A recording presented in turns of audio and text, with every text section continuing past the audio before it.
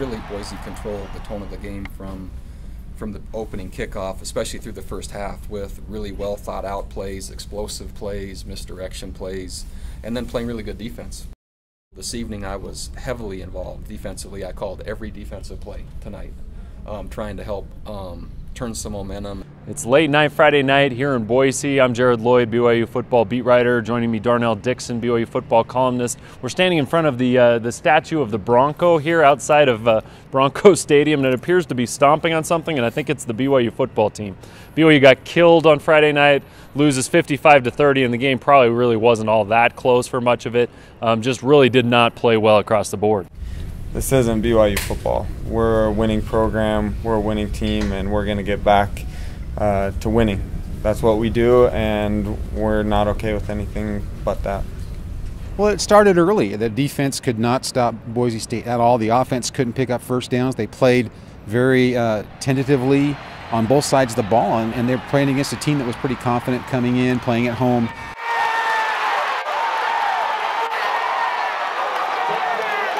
They just really didn't have a chance from the beginning. It was 20-0 before things got even remotely better for BYU when Jamal Williams came in and they actually started moving the ball.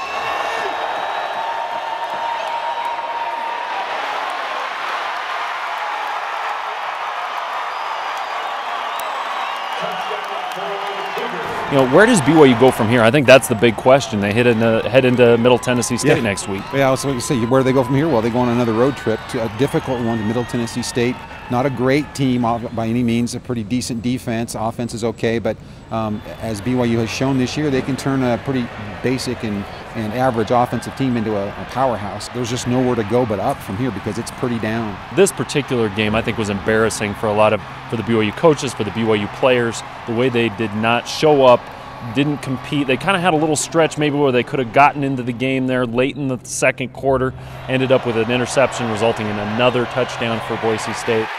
Right when it left my hand, I knew it was a pick, and I should have just checked it down, moved on to the next play.